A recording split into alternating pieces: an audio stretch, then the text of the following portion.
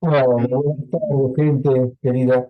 Eh, este curso de Juan que hoy terminamos realmente nos ha movilizado mucho. Daniel, en verdad, hasta ahora venimos con un curso hermoso. Así que hoy cerramos, imagino yo que será un cierre Sí, también de lujo. Así que gracias, Daniel. Adelante, entonces.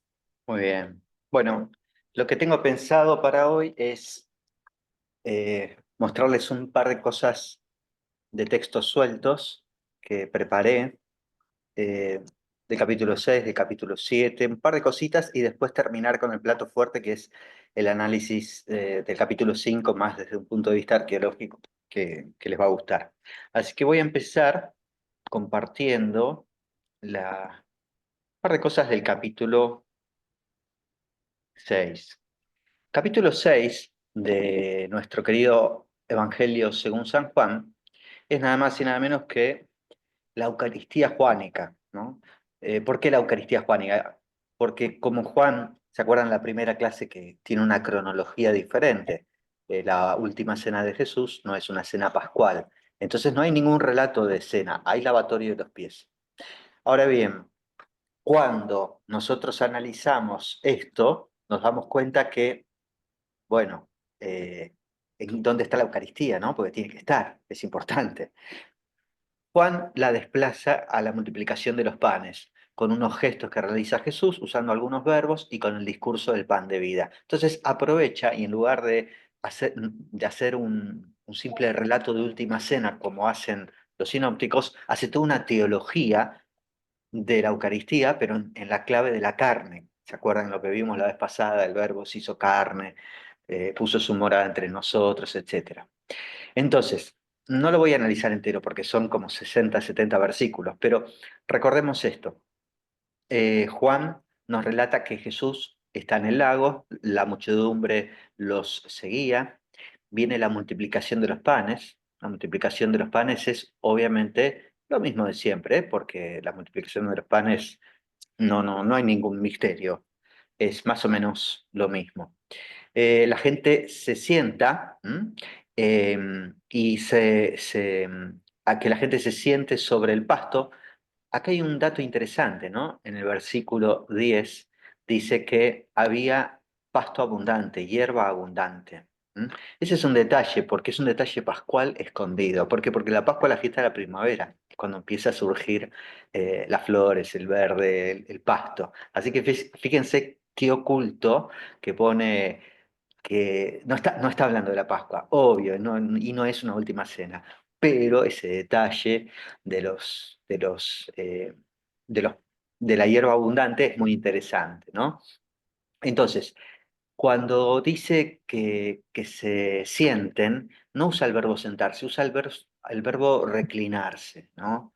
Entonces, esto tiene que ver con la última cena, que se comía reclinado sobre almohadones.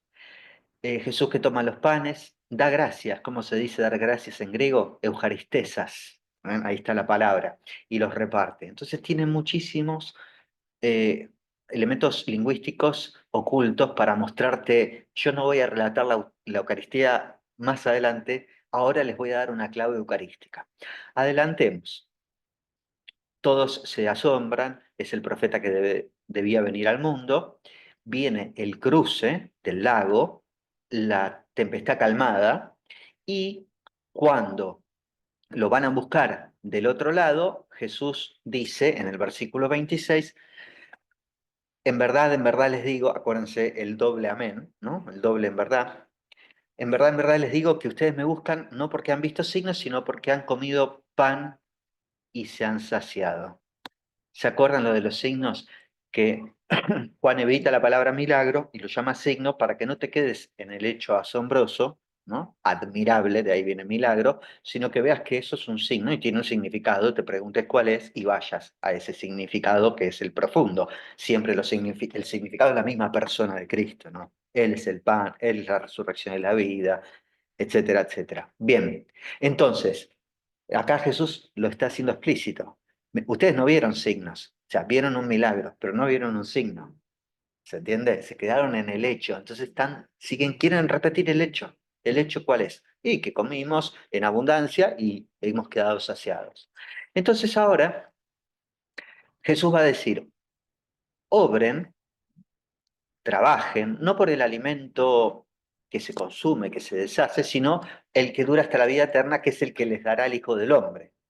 Pues a este Dios confirmó con su sello. Entonces, fíjense qué interesante.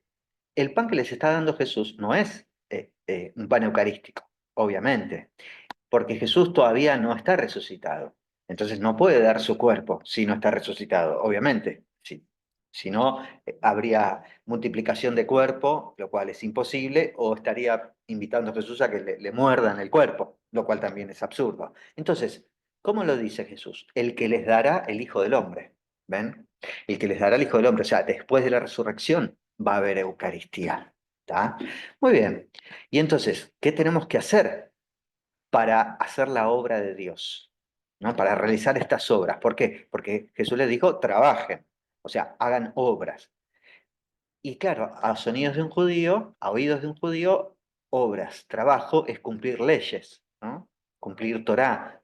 Entonces Jesús dice, no, no, la obra de Dios es que ustedes crean, es decir, que pasen del hacer leyes, de cumplir leyes, a la fe, que es un paso superior, ¿no? Acuérdense que San Pablo es todavía más duro que Jesús y dice, toda la Torá es como un andador que usa un bebé, pero ahora ya estamos en la madurez y caminamos con la fe, no necesitamos más leyes ni andadores, ¿no? Bien, y entonces le dicen, ¿qué signo haces tú para que te lo veamos y creamos? Esto es una pregunta extraña, porque acaban de presenciar un par de hechos, pero no importa, vamos a dejársela pasar. Acá viene lo interesante. La cita que van a hacer estos judíos que están ahí, van a decir, nuestros padres comieron el maná, como está escrito, les dio a comer pan del cielo. Y acá me detengo. Esta es la gran frase y esta frase va a estructurar todo el discurso de Jesús. Eso es espectacular. Miren la maestría que tiene nuestro amigo Juan para, para componer el discurso del pan de vida, que es larguísimo, son como 40 versículos, pero para que no se te hagan pesado, él pone la cita, les dio a comer pan del cielo. Esa es la cita. ¿Y qué está citando? Está citando el Salmo 78:24. Hizo que les lloviese maná para comer, ¿no? Hizo que les lloviese, que les bajara el maná para comer. Es eso, ¿no? Es más o menos la cita. No es tal cual el texto hebreo. Hay alguna modificación que hace Juan y la hace por lo siguiente. Porque esa estructura les dio de comer pan del cielo, tiene que ver justamente con cómo se va a estructurar toda esta homilía, todo este discurso del pan de vida. Entonces, lo primero es que va a haber 4 interrupciones de los interlocutores. O sea, como que Jesús dice algo, llega a un pequeño clímax, los interlocutores lo interrumpen haciendo una pregunta y Jesús explica eso y llega a otro clímax, ellos interrumpen para preguntar qué es eso que acaba de decir y así son 4 veces. Esas 4 veces tiene que ver con esta frase. Entonces, vamos a la primera, que es el versículo justamente 32 y 33. Si lo primero es el verbo dio, bueno, en verdad les digo, no fue Moisés el que les dio el pan, sino mi Padre el que les da, porque el pan de Dios es el que ha bajado del cielo y da la vida al mundo. ¿Ven? Esta es la primera, que tiene correspondencia con les dio. Y fíjense qué interesante, les dio, está en pasado. Claro, un salmo está rememorando el pasado. Está bien que esté en pasado. Ellos lo dicen en pasado, está perfecto, porque es algo que sucedió en el pasado. ¿Y qué dice Jesús? Dice, no es Moisés el que les dio, sino mi Padre el que les da. Está en tiempo presente. O sea que en el fondo el maná no es un milagro del pasado, o mejor dicho, no es solamente un milagro del pasado. Dios sigue trabajando por nosotros, Dios nos sigue dando un pan bajado del cielo. Entonces, que te cambie el tiempo verbal y que se lo atribuya a Dios como su Padre, esto va a producir que ellos lo interrumpan y digan, Señor, danos siempre de ese pan. Claro, este pan es interesante porque se lo dicen en tiempo presente. Entonces los interlocutores le dicen, ah, entonces no es algo del pasado, entonces danos de ese pan, porque es un pan de Dios, es un pan divino, danos siempre de ese pan. Muy bien. Entonces, el versículo 34. Entonces, ahora va a hablar de la segunda palabra, pan. Y eso va a ser del versículo 35 al 40. Acuérdense, les dio pan del cielo para comer. Les dio, ya está. Ahora vamos a pan. ¿Y qué va a decir Jesús? Yo soy el pan de vida. Fíjense qué maestría, cómo lo llevó del maná en el pasado y ahora les dice, yo soy el pan de vida. Yo. El que cree en mí no tendrá nunca hambre. Bueno, no lo voy a leer entero porque quiero dedicarme también a otras cosas, ¿no? Sobre todo la parte arqueológica que les va a gustar, que traje muchas fotos.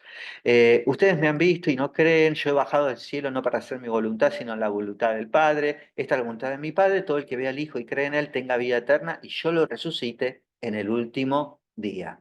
Entonces, ¿cuál es el pan? ¿Es el maná? ¿Es un pan especial, un pan distinto, un pan que se hace de alguna manera culinaria especial? No, es Jesús. Yo soy el pan de vida. Entonces ahora viene la tercera interrupción. La tercera interrupción es el versículo 42. ¿Cómo este tipo dice, yo soy el pan bajado del cielo? Si es Jesús de Nazaret, de acá de Nazaret, lo conocemos, conocemos a su familia, ¿más qué pan bajado del cielo? ¿Qué dice este tipo?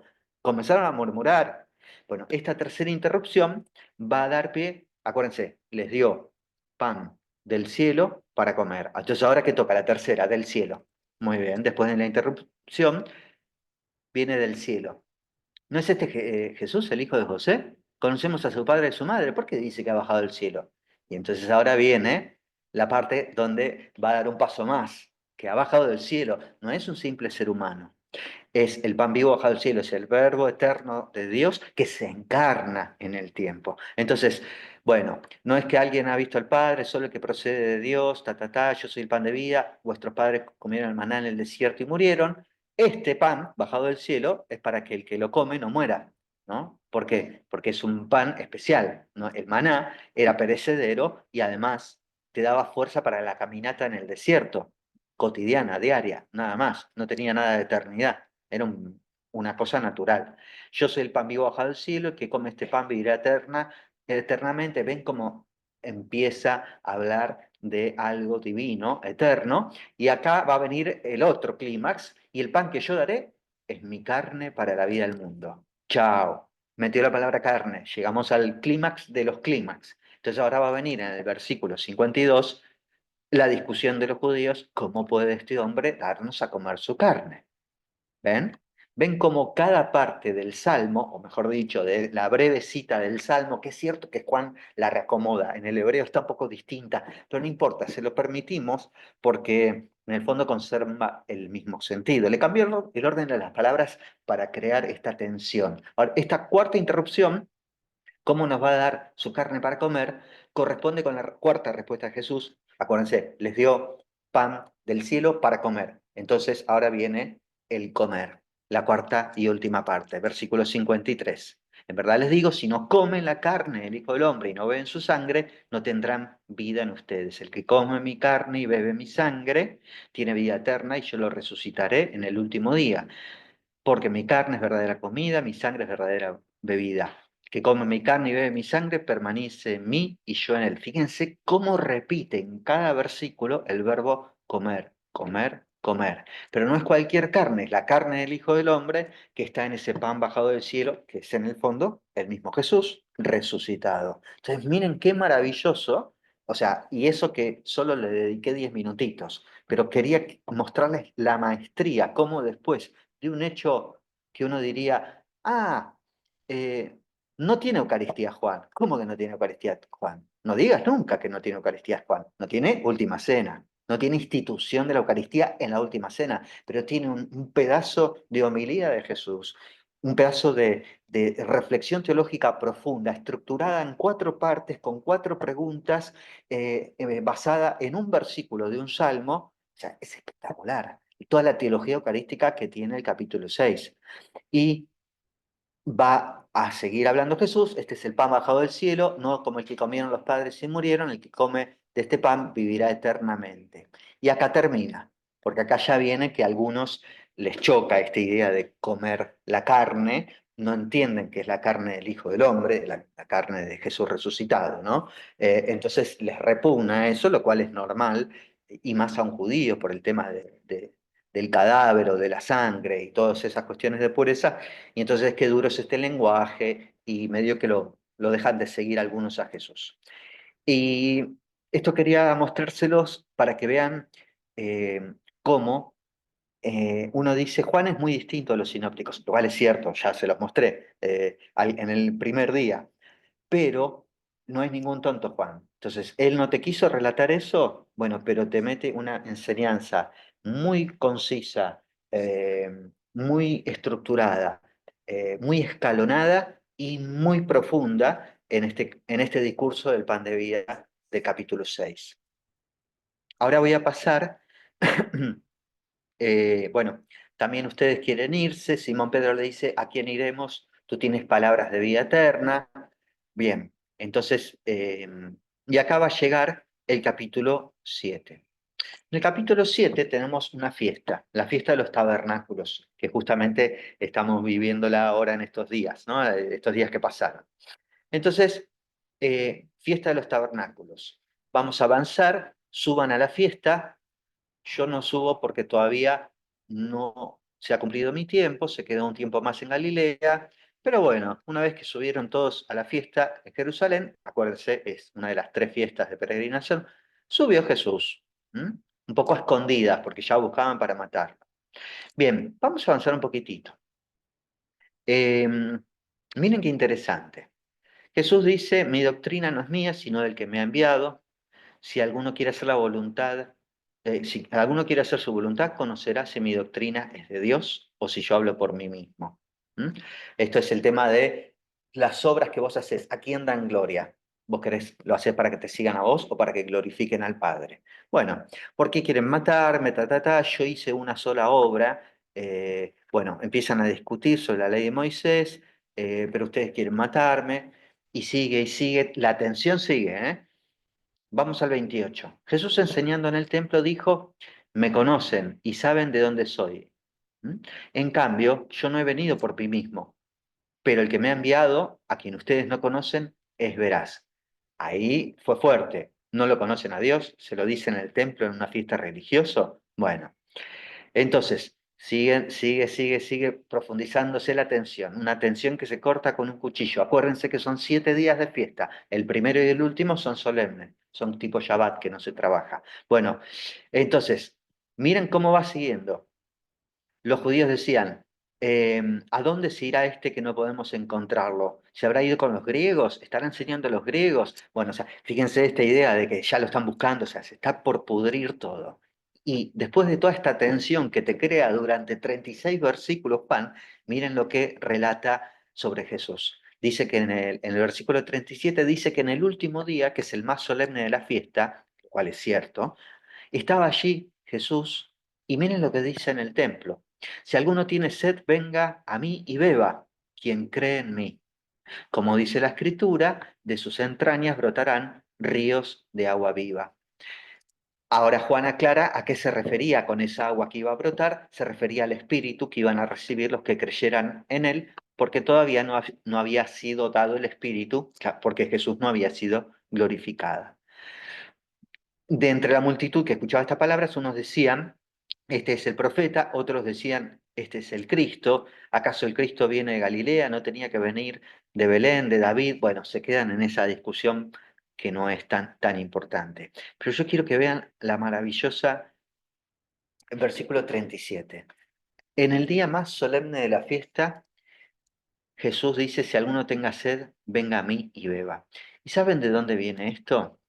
Viene de esto. Fíjense. Yo les voy a mostrar ahora.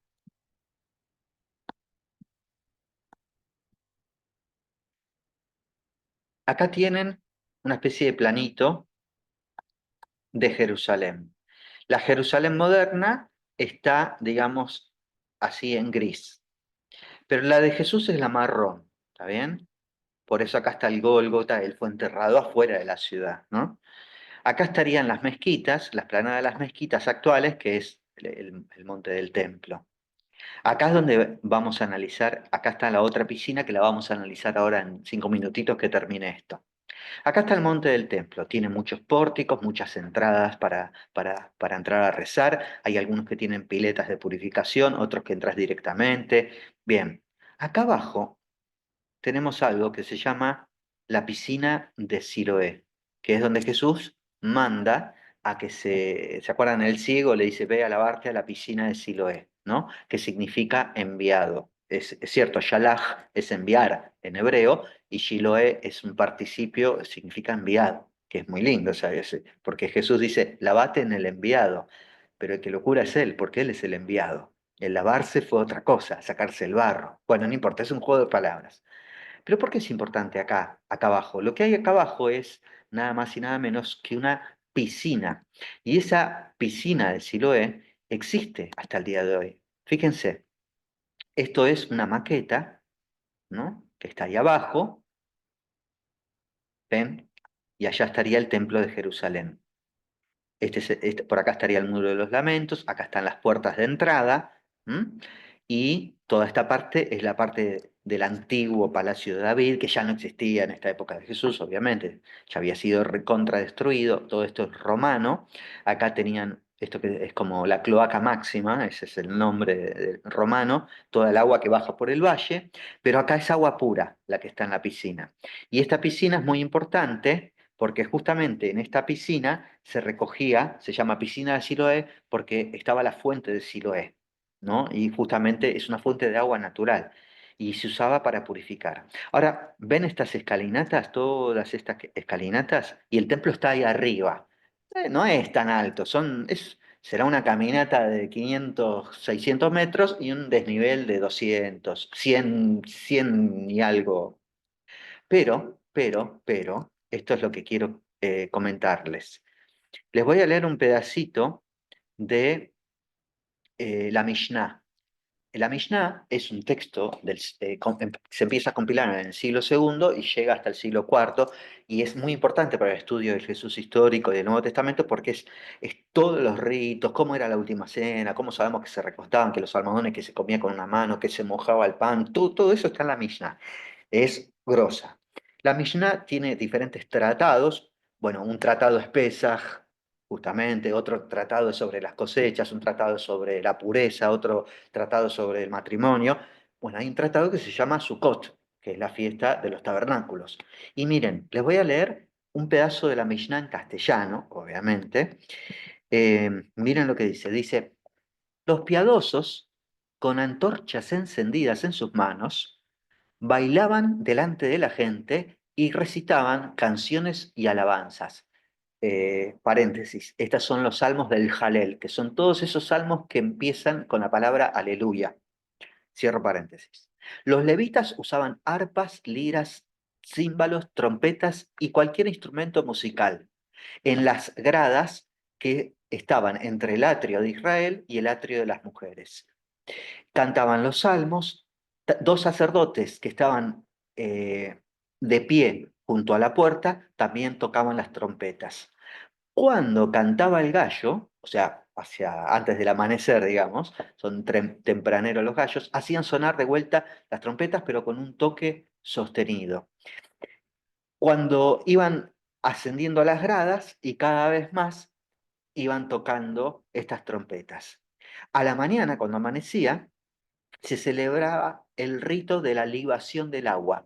¿Qué es libación? Libación es cuando yo tengo un recipiente y tiro el agua, pero no la tiro porque, digamos, me sobró y la tiro a la tierra, sino la ofrezco a Dios, entonces la tiro ritualmente sobre el altar, ¿tá? Es como que nadie la va a tocar, es de Dios, entonces eso es un sacrificio de libación. Se hace con el aceite, con el vino y con el agua, todos líquidos.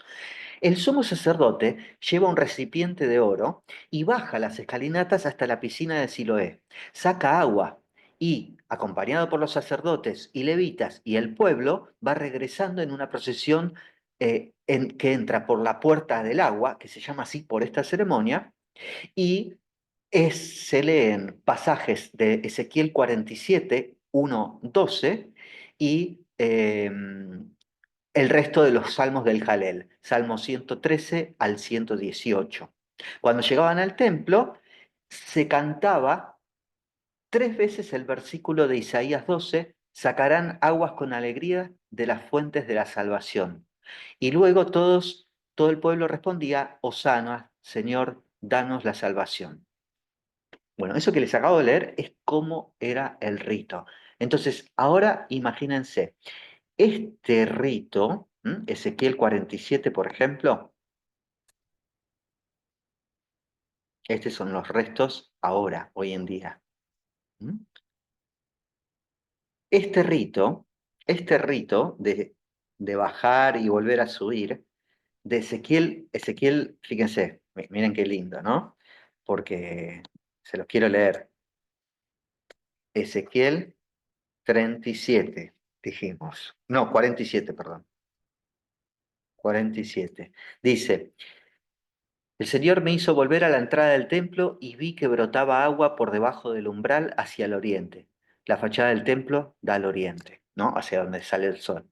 El agua bajaba desde el lado derecho del templo por la parte meridional del altar y me hizo salir por la puerta del norte y me hizo volver afuera hasta la puerta exterior. El agua manaba de ese lado derecho. Salió aquel hombre hacia el oriente con una cuerda en la mano y midió 1000 codos y me hizo volver. Midió 1000 más, el agua me llegaba a las rodillas. Midió 1000 más, el agua me llegaba a la cintura. Es como una visión esta, ¿eh? Midió otros 1000, el torrente era imposible de vadear porque había crecido y solo podía pasarse nadando. Era un torrente que no se podía vadear. Y me dijo: ¿has visto, hijo de hombre? Y me hizo caminar y volver hacia el torrente. Cuando volví a la orilla del torrente, hacia un lado, había gran cantidad de árboles. Y me dijo: esta agua que brota hacia la región oriental desciende hasta la Arabá, este es el desierto, y llega a las aguas salubres, es el mar muerto, y las sanará. Todo ser viviente que se mueve por donde llega el torrente vivirá. Habrá gran abundancia de peces allí donde llegue el agua, porque las aguas serán sanadas y vivirán todo lo que haya en ese lugar donde el torrente llegue. Y junto al mar se establecerán pescadores, y desde Engedi hasta Encalim habrá lugar para extender las redes. Ta, ta, ta, ta, ta. Bueno, no lo sigo. ¿Ven qué precioso que es esto lo que está diciendo? Lo que está diciendo es que la profecía dice que al final de los tiempos, en los tiempos mesiánicos, ese rito de Sukkot, en el fondo es pedir dos cosas. La más primitiva es pedir las lluvias, porque Sukkot es la tercera y última de las fiestas, es la fiesta de las cosechas, y son los últimos frutos, y ya se viene el invierno. Octubre, ya se viene, ya está por empezar el invierno, hemisferio norte. Entonces, tiene que ver con la lluvia, tiene que ver con el agua, con las antorchas, porque empezó a oscurecer más temprano. Es una fiesta de alegría, porque terminó todo. Ahora viene la siembra y a pasar el invierno hasta Pesaj, hasta la primavera. Pero en la época de Ezequiel, esto se reespiritualiza y tiene esta característica escatológica de que no es solamente algo de cosechas y de primitivos seminómades. No, no, no, no. Esto tiene algo muy profundo. Y es que esta agua, que sirve para las cosechas y para todo esto, y que la lluvia es necesaria, y por eso pedimos el don de la lluvia. Bueno, pero hay unas aguas que van a sanear hasta el Mar Muerto, hasta el desierto del Arabá. O sea, es un agua viva, es un agua que da vida. Entonces, fíjense toda esta ceremonia, que el sumo sacerdote bajaba con un coso de oro, cargaba el agua, iban cantando los salmos del Jalel, leían este texto que acabamos de leer de Isaías y después vertía esa agua como sacrificio de libación en el altar del templo de Jerusalén. Este día, el octavo día de la semana de Sukkot, el más solemne de todos, este día Jesús dice: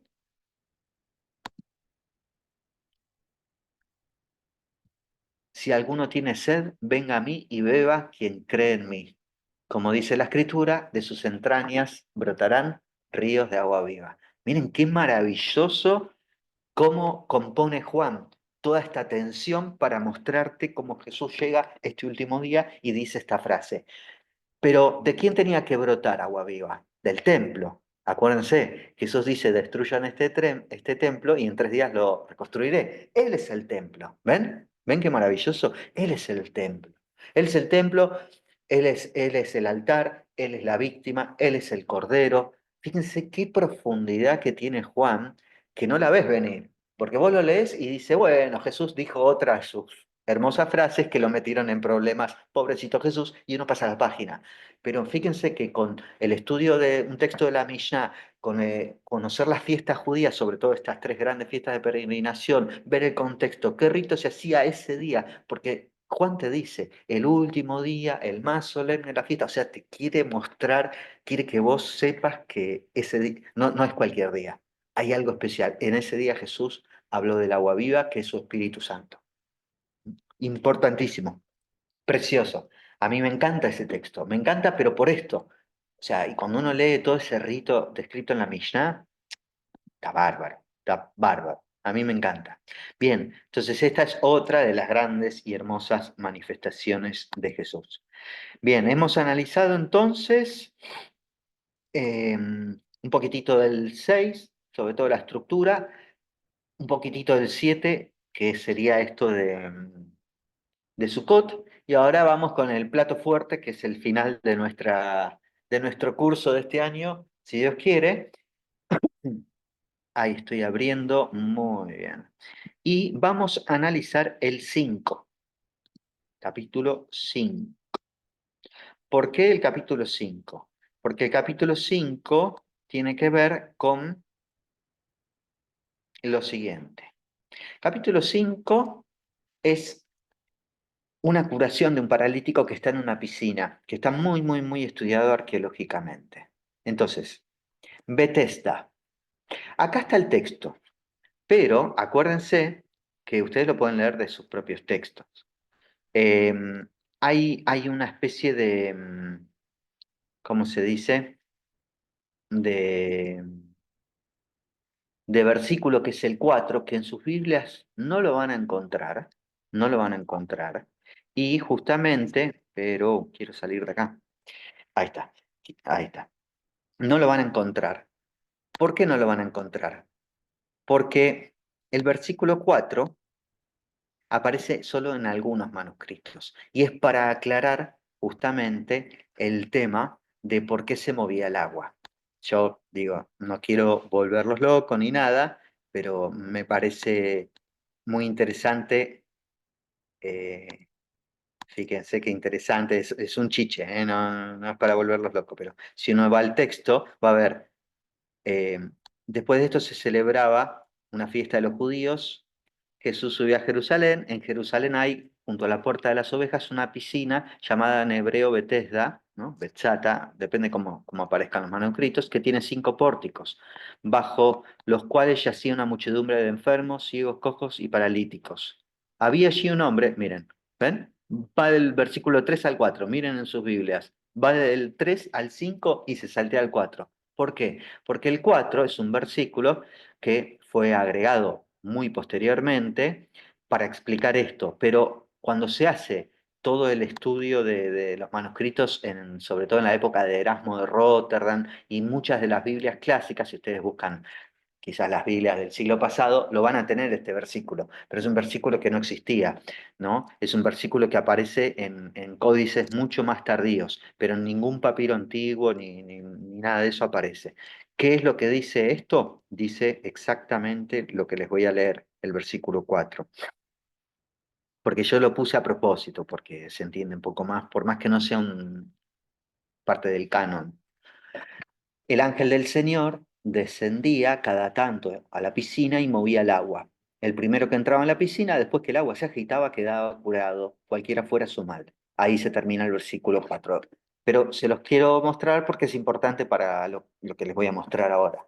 Había allí un hombre que estaba enfermo hacía 38 años. Al verlo tendido, perdón, y viendo que hacía tanto tiempo que estaba así, Jesús le preguntó, ¿quieres curarte? Él respondió, Señor, no tengo a nadie que me sumerja en la piscina. Cuando el agua comienza a agitarse, mientras yo voy, otro desciende antes. Ven que el versículo 4, que no es parte del texto original de Juan, pero sin embargo aclara mucho, porque si no, no tendría sentido la respuesta del paralítico.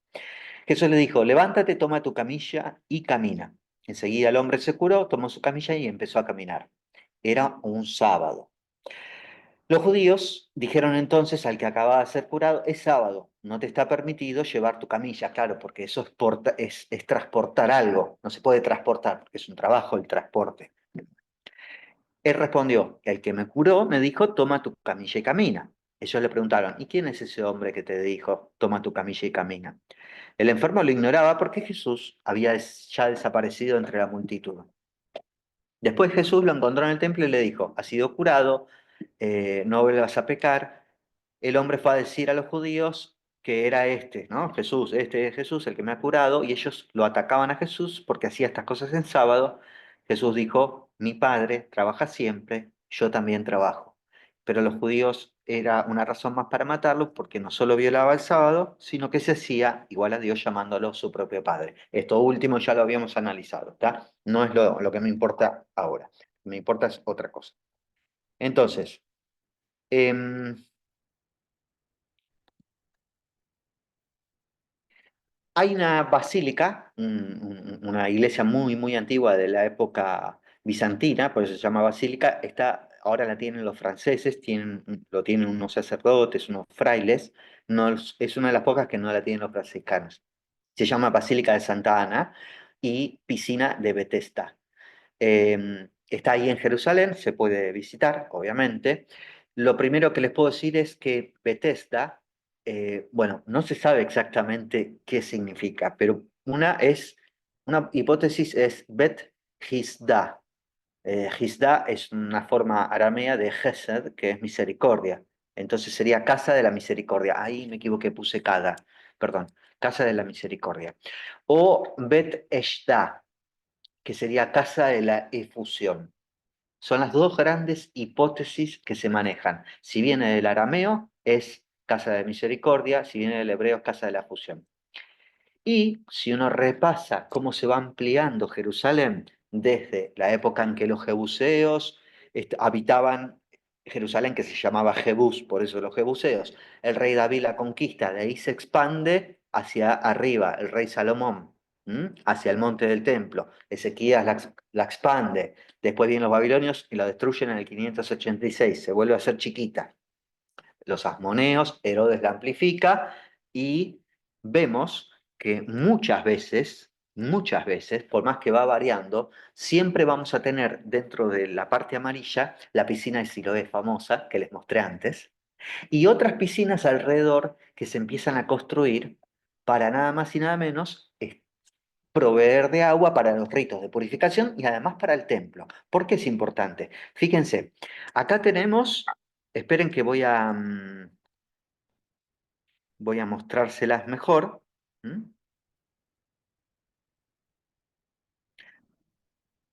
Y lo voy a agrandar un poquitito. Entonces, acá está, esta es la parte alta, esta parte es alta, esta es más normal y bueno, acá está la parte baja, obviamente, ¿no? Lo vieron en el coso 3D que les mostré antes. Entonces, esta es la piscina de Siloé, ya la hablamos. Acá había una que tenía para el Palacio de Herodes. Esta es chiquitita, está cerca de la tumba de Jesús, y acá arriba, son unos 10, 15 metros más alto que el templo, están dos piscinas. Una que se llama Esturtión, que se puede visitar, justamente ahí están las monjas de Nuestra Señora de Sión, justamente.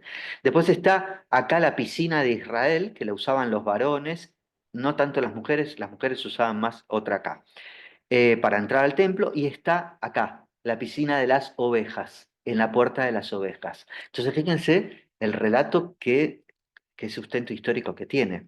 ¿Y por qué es importante? Eran piletas gigantescas, millones de litros tenían, y esto servía para abastecer de agua, por eso estas altas están más alto que el templo, entonces bajaban por gravedad y se usaban porque en el templo era necesario, había que limpiar la sangre, tenía que estar limpio, tenía que estar puro, o sea, se usaba muchísima, muchísima agua. Entonces, fíjense la cantidad de piscinas que tiene la Jerusalén de la época de Jesús, ¿no? Bien, entonces, ahora tenemos acá una chiquitita. Esto es un poco más en 3D para que vean la altura, ¿no? ¿Ven? Acá está la piscina de Bethesda, la de Israel, la de Esturtión. Acá estaría el Muro de los Lamentos, acá abajo. Y ven cómo va bajando, va bajando, va bajando, y acá está la de Siloé. ¿Está bien? Bueno, esto es para que se ubiquen. Si uno visita el lugar, está esto mismo, está todo en francés porque son franceses, pero no importa. Está en el medio de esta piscina, después se hizo una iglesia, una basílica, después una iglesia medieval, y hoy en día, desde el año 66, que la tienen ellos, está toda la excavación arqueológica con pedazos de la piscina, y acá afuera una iglesia hermosa de la época de los Cruzados dedicada a Santa Ana. Y acá tenemos cómo eran los pórticos. Todo esto está súper estudiado, la escalinata, la cantidad de pórticos, y lo asombroso es que uno a veces dice, no, Juan es todo mito. No, no, no, no. Tiene muchas cosas elaboradas de su propia teología, es cierto, y a veces nos quiere mostrar un Jesús que no sufre, y sí, es cierto, pero tiene también cierto sustento histórico con algunas cosas, ¿no? Sobre todo la fuente de Jerusalén, que yo siempre les hablo, ahí hay alguien de Jerusalén, saber la cantidad de columnas, el nombre de la puerta, el nombre de la piscina, todo esto había sido recontra destruido en los 70, o sea que acá hay una fuente histórica. Todo esto está reconstruido. Esta es la misma maqueta que antes, que les mostré de la piscina de Siloé del sur, ¿no? De bien abajo. Esta es la misma maqueta que está en el Museo de Jerusalén, pero vista desde el norte, o sea, y desde la parte alta, digamos. ¿Ven? ¿Ven que hay un desnivel entre las dos? Bueno, esto es histórico. Esto es histórico. Este desnivel hacía sifón. ¿Para qué? Para que siempre haya nivel de agua. Entonces, había un lugar que se acumulaba y de a poquito, por sifón, la iba pasando a la otra y de ahí iba hasta el templo. Y entonces esta es la explicación física, ¿no? Desde la ciencia física, de por qué había burbujas. Ellos se lo atribuían a un ángel, pero en realidad era el sifón, que cuando el desnivel iba para un lado o para el otro, a veces quedaba aire o chupaba algo de aire que no tenía que chupar, pero bueno, se había bajado más por algún motivo y hacía burbujas. Entonces solía pasar. Entonces fíjense cómo tiene su sustento. Acá es la misma foto que la saqué de costado para que se vea el desnivel. ¿Está? Bien. Ahora, fíjense. Tiene fama de ser un lugar de sanación por esto del ángel que mueve las alas. Y ustedes eh, quizás se mueran de risa con esto, pero los romanos eran súper supersticiosos. Entonces, en el 70 destruyen todo, pero dicen, che, este lugar tiene fama de sanación. Entonces, ¿saben lo que hicieron en ese lugar los romanos antes de la iglesia bizantina? Finales del siglo primero y siglo segundo. Y esto que les estoy mostrando se encontró exactamente ahí. Es un relieve romano descubierto ahí, por los padres franceses, por los sacerdotes franceses, a el dios Asclepio, que es el dios de la salud, o Serafis, como lo quieran llamar en romano o en griego. Entonces ellos sí destruyeron todo porque era judío y había que destruir todo, ¿no? Pero siguieron con el culto. Después, esa piscina, cuando la agarran los cristianos, crean unos pilares y en el medio hacen una hermosa iglesia. Obviamente quedan solo ahora algunos pilares que ahora les voy a mostrar las fotos. Ya después todo eso fue recontra destruido. ¿Y por qué los pilares y todo eso? Porque esta bajada y esta de acá eran las originales, porque por adentro de la iglesia vos podías bajar a ver la cisterna y seguir, digamos, sumergiéndote ahí donde Jesús estaba. Ahora les voy a mostrar unas fotos. Esta es la iglesia de Santa Ana, muy bonita, y uno entra, está este aljibe, la iglesia de Santa Ana, y allá en el fondo está toda la excavación arqueológica. Acá este sería el diagrama de las piscinas, ¿m? Que serían estos cuadrados negros. Hay solo estudiados unos pedacitos de las esquinas, porque el resto está abajo de las calles. Después, la Basílica Bizantina que les mostré en rojo y en azul la otra. Entonces, acá es la parte de la Basílica Bizantina. ¿Y cómo nos damos cuenta? Porque quedaron esos hermosos pies de columnas y fíjense que los pies de columnas tienen también todos cruces. No sé si las pueden llegar a ver. Tienen cruces. Son típicas y en este lugar es donde se encontró eh, el culto a Asclepio o Esculapio, el dios de la medicina. También miren la cantidad de cuadrados como de vasijas, ¿no? Esto es porque hacían sacrificios de libación. Entonces iban y llevaban aceite, agua, ¿no? Entonces, acá abajo, lo romano. Arriba, ven que es más alto, las columnas con cruces bizantinas. Ven como la arqueología es hacia arriba. Después, por ejemplo, ahí hay un agujero, acá a la derecha hay otro agujero. Estos agujeros son todas entradas a la piscina, obviamente. En la época de Jesús, como les mostré, eran cuadrados como si fuera una piscina hoy en día de un club, ¿no? Todo al aire libre, obvio, pero después quedó todo tapado arqueológicamente. Me asomé yo para sacar la foto, la saqué con flash, y si pueden ver, esta piscina en realidad es un costado y está convertida en cisterna. En la época de Jesús no estaba así, no tenía este reborde en el costado. Seguimos avanzando, esto es todo de la época medieval, porque los cruzados también, cuando conquistan Jerusalén, en el reino latino de Jerusalén, que dura poquito, que se lo conquistan a los musulmanes, pero después lo vuelven a perder, construyen otro hermoso templo, ¿no? Y acá están todos los templos con las arcas. ¿Y por qué es lindo? Este lugar es hermoso porque ahí, en esa puerta, se puede entrar y se puede bajar a una cisterna romana y se puede bajar. ¿No? Entonces, fíjense, acá estamos bajando, estamos con mis compañeros de estudio cuando estudiamos allá, y miren cómo está abajo, todavía está con agua, eso es increíble. Y este arco es de la época de los romanos, o sea, estás en un lugar que tiene literalmente 2000 años.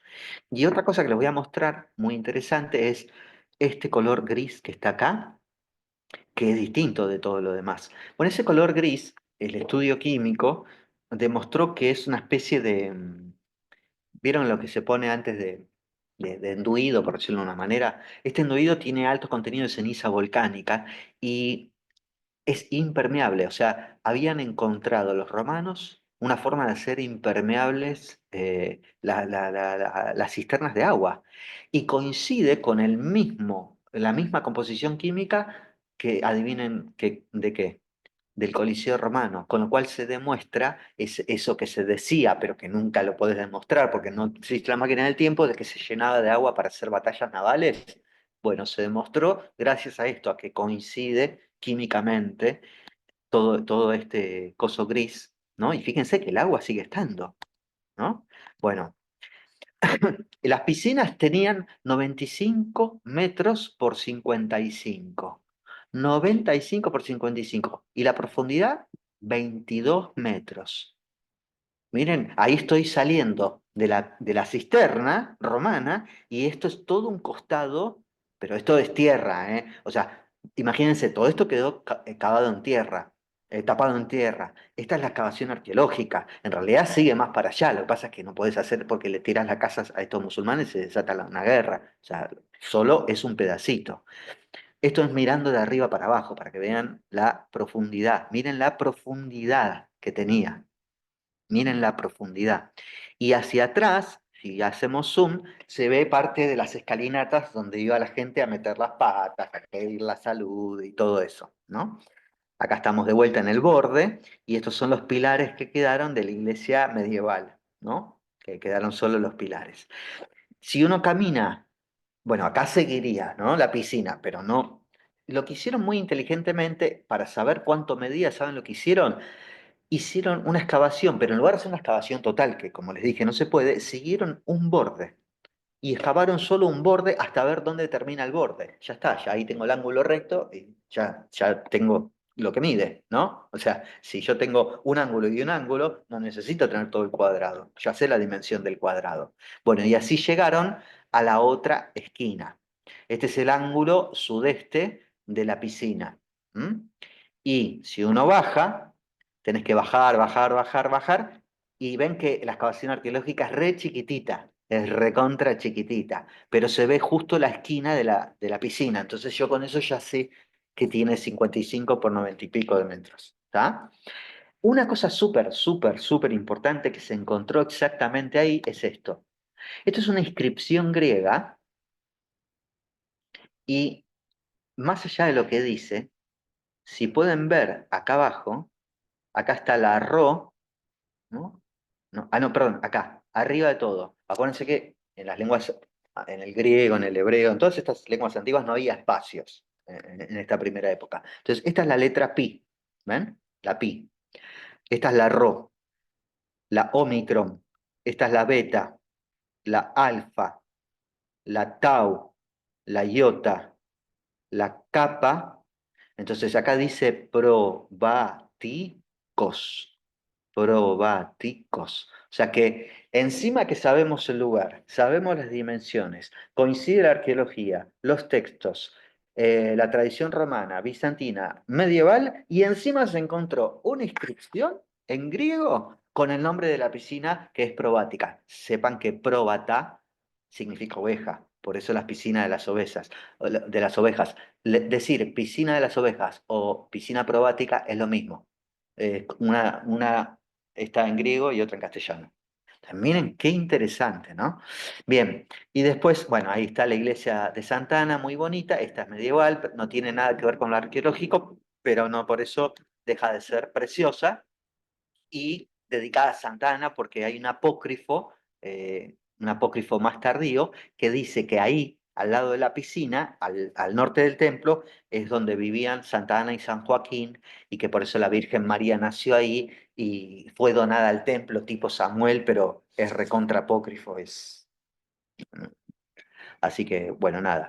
Y termino con esto que me parece muy linda, que es una imagen de película, pero no importa, me parece muy linda, que es Jesús con el paralítico y con todos los enfermos que estaban ahí.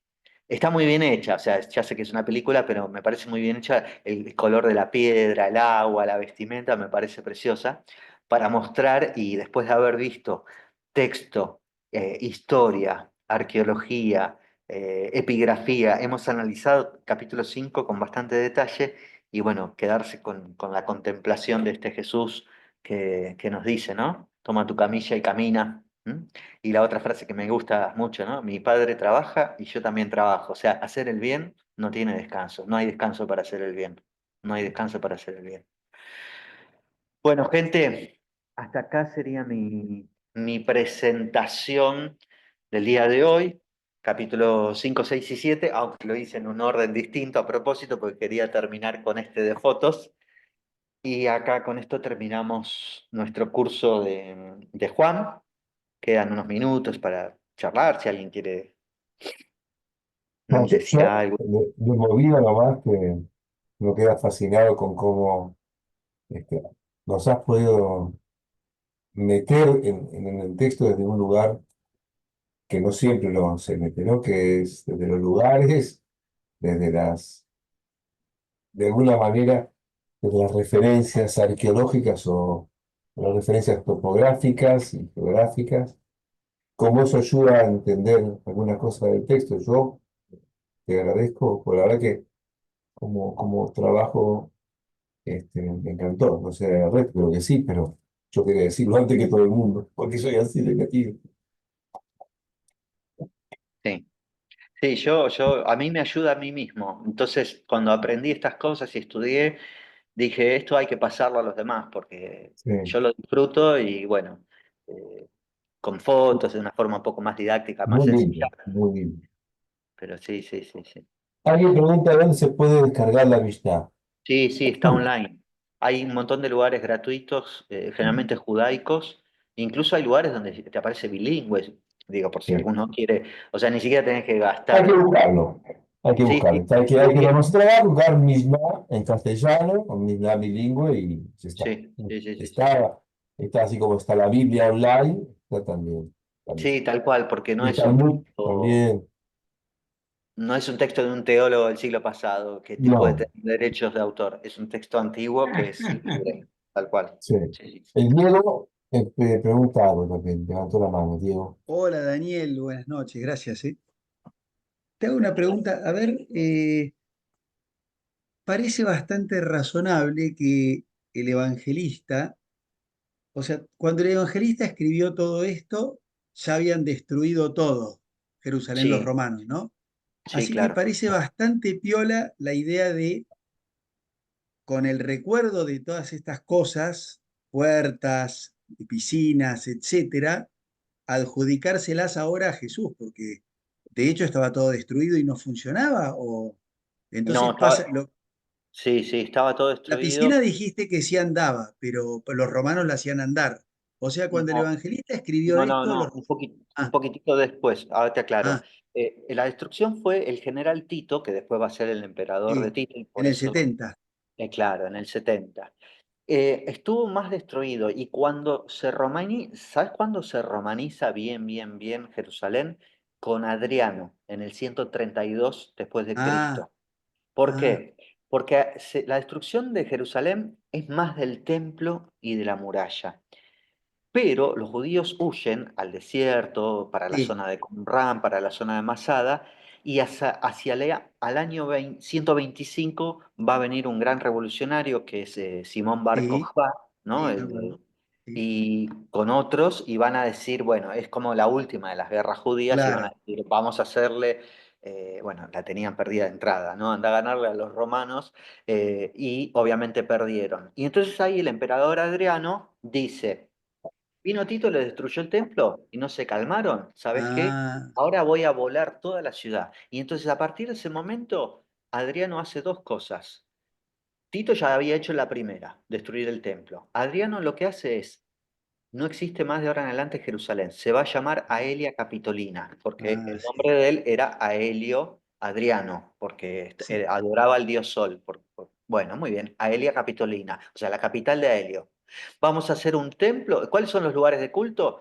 Y el Santo Sepulcro ya empezaba a tener culto y el templo de Jerusalén que ya no estaba. Bueno, en uno vamos a poner a Júpiter y en otro a Afrodita. Con terraplenes lo taparon. Y después construyeron todo, todo, todo, todo, Pero bien esto es romano. posterior a la escritura del evangelista. Exacto. Sí, Eso es Mientras, 130. quiero mirar algo que está en el medio que quizás pueda ayudar a Diego. sí, Eh, Todo esto que está contando Daniel, y que lo dijo más de una vez, proviene de testimonios de gente que compartió con Jesús el tiempo de Jerusalén.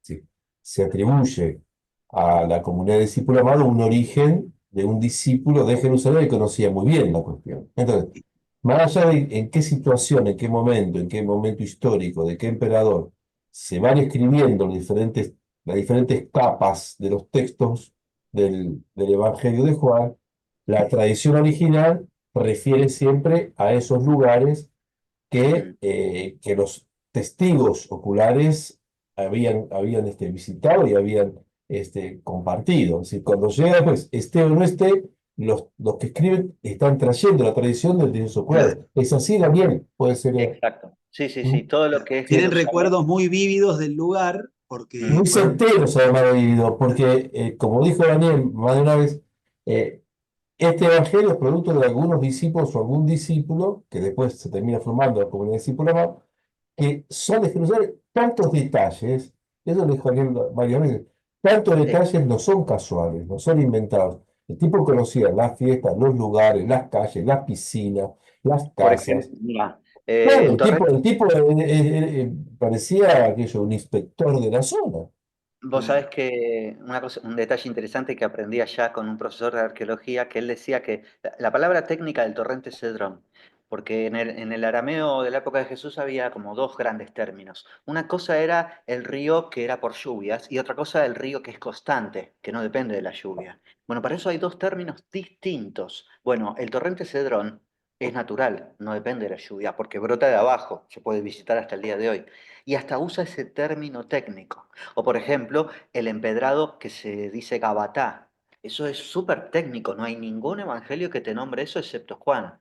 Y eso es el Gabatá no existía en el año 90 cuando se escribe Juan, porque fue destruido. Entonces ese empedrado, que después se descubrió arqueológicamente, no te digo que ahí pisó Jesús, pero bueno, más o menos empedrado similar de esa época, bueno, todas esas cosas son todas las escenas de Jerusalén tienen una impronta de realismo en la lingüística, en la topografía, en los movimientos, en todo, que es increíble. Es un discípulo de Jerusalén propio de ahí. Sí, por eso Para eso no tiene repasó que todas las engañar, ciudades. no tiene que engañar a nosotros la fecha de composición y pensar que es todo teología. No, no, la fecha de composición sin duda que marca una gran teología, pero la cuestión histórica aún la fecha de la paz, de la última cena, ¿no? Todo eso, si uno tiene que tomar ciertas referencias históricas del tiempo de Jesús, me parece a mí, no sé, Daniel qué dirá, me parece a mí que Juan es que está más cerca de la fidelidad histórica, ¿no, Daniel? Me parece. Exacto. Sí, la otra vez que les hablaba de la fecha de la Pascua y cómo osadamente Benedicto XVI, que es más conocido por ser más conservador, sin embargo, él decía que la cronología judánica le cerraba más en su libro de Jesús de Nazaret. O sea Sí, que, claro. ¿no? O sea, muy osado, pero muy valiente intelectualmente en decir que no cierra que la última cena sea en la noche de la Pascua porque está prohibido, bueno, ya se los expliqué en la otra vez, ¿no? Entonces, nada, muy interesante, como a veces Juan, que siempre se lo despreció como simbólico, obviamente tiene símbolo, no es que justo Jesús dijo siete, yo soy siete signos, no, no, no. Sí, puede haber cosas así, pero hay un sustrato histórico. Acuérdense el final de Juan, ¿no? Este es el discípulo amado, es el que fue testigo de estas cosas y sabemos que no miente y su testimonio es veraz. Todo un énfasis en destacar que la comunidad que está escribiendo esto después tiene una fuente, al menos una, que es esta del discípulo amado, que es testigo de esas cosas. ¿Alguna cosita más? No, es fascinante, pero toda esta parte del final que es realmente muy inquietante, es muy movilizante, muy fascinante. Bueno, ¿alguien más que quiera preguntar o aportar algo? Realmente para entusiasmarse con esto. Bueno, yo te pregunto una cosita más, si no te molesta. No, no, Dale. La vez pasada que vimos el prólogo, etcétera, me pareció que en algún momento hiciste referencia a algo trinitario y la pregunta es esta. Eh, en la escritura de Juan, ¿hay, ya hay elementos que pueden hablar de una fe trinitaria o es una elaboración completamente posterior de la iglesia posterior y de los padres o Bueno, podés no, adjudicarle no, la sí, sí, escritura? está muy bien lo que decís. No, no, no, en Juan no hay nada trinitario. E incluso hoy en día muchos investigadores como Larry Hurtado y muchos genios de esto de la cristología primitiva dudan de si lo trinitario paulino, que es muy antiguo, si es verdaderamente trinitario. Porque el tema es que el Espíritu Santo, el Espíritu de Dios, ese Dios que actúa en nosotros, todo eso está claro en las cartas y en el Nuevo Testamento, pero nunca se afirma que sea una hipóstasis, o sea, que es verdad, que es una tercera persona, un solo Dios. Eso ya es una elaboración posterior, ¿no? Eso es una elaboración más de Nicea en adelante. Pero no, no, en Juan no. En Juan no, de hecho no hay Pentecostés. Acordate que la donación del Espíritu es en la cruz, que es Claro, cuando del costado brota sangre y agua. El agua es el Espíritu, como sí, leímos hoy, ¿no? sí. Entonces, brota sangre y agua. Esa es la donación del Espíritu, ¿no? Entregó su Espíritu, dice. No dice murió, ni falleció, ni nada de eso. Dice entregó su Espíritu. Entonces, hay una teología distinta de, y además que una cosa, un detalle, ¿no? Por ejemplo, la otra vez daba una charla sobre la oración en el Nuevo Testamento que me invitaron en la diócesis de Morón para la Semana Bíblica Arquidiocesana de ellos. Y en el Nuevo Testamento hay un montón de oraciones dirigidas al Padre y al Hijo, ¿no? Obviamente. Y no hay ninguna oración dirigida al Espíritu Santo. Jamás. En todo el Nuevo Testamento no existe ninguna oración de un cristiano dirigida al Espíritu Santo. ¿Por qué? Porque para el Nuevo Testamento el Espíritu Santo no está allá arriba en el cielo. Es el que está en mí rezando. El Espíritu viene en nuestra ayuda, el Espíritu es el que te ayuda a decir Abba Padre. O sea, hay una pila de citas bíblicas que el Espíritu no está allá arriba. O sea, no está esa concepción de la Trinidad, el triangulito que está allá arriba. El Espíritu, o sea, Jesús se fue para enviarnos el Espíritu. El Espíritu está en nosotros, es el que nos ayuda a ser buenos, a perdonar, a actuar, a rezar, etcétera, etcétera. Esa es la concepción del Nuevo Testamento. Después se va a desarrollar de otra forma, pero bueno, no me quiero ir de tema. Eh, pero son temas muy interesantes. Si querés investigar, hay un libro, pasa que es caro, cómo llegó a Jesús a ser Dios. Es ese, Y a ver, ¿cómo llegó Jesús? que tiene que ver con esto, el desarrollo trinitario neotestamentario de los primeros cristianos. Y el ¿De tema quién del es ese, culto, Daniel? el tema del culto también, el culto a Jesús, el culto a Dios Padre, es todo ¿De otro quién es tema. ese libro, Daniel? James Dunn tiene, y ese es creo que ese es el de Larry Hurtado, es Ah, espectacular. listo. Hay mucho Gracias. estudio, pero aparte es re nuevo, ¿eh? Son estudios muy, muy modernos, después de la década del Mm. 90 en adelante, ¿eh? El culto de los primeros cristianos, Sí, son investigaciones bastante modernas que nunca se habían hecho. muy Muchas bien, gracias. como vemos, esto es interminable y esto es infinito, así que lo más probable es que nosotros sigamos con estos cursos más o menos unos 60, 70 años.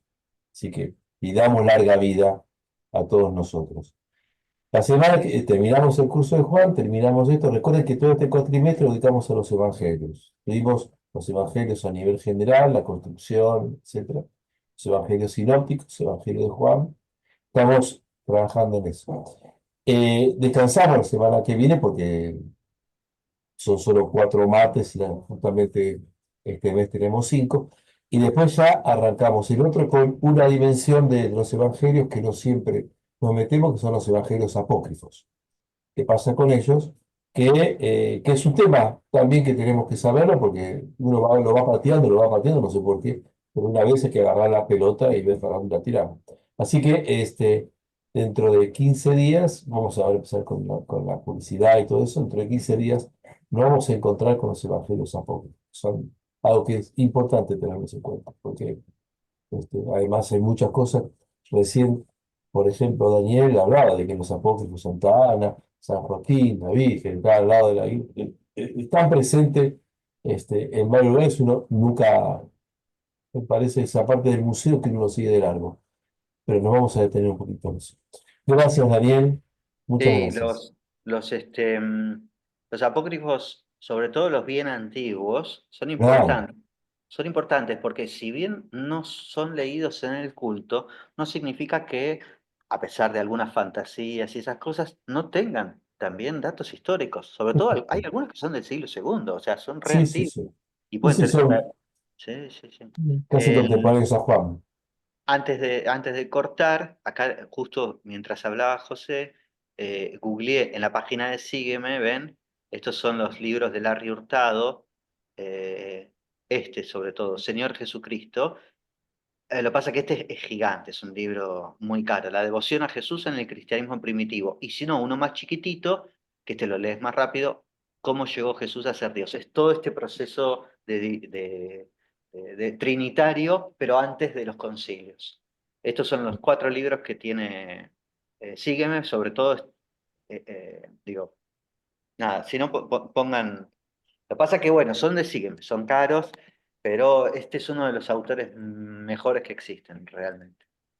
Bueno, gracias. Gracias a Muchísimas gracias, todos. Daniel. Gracias a todos.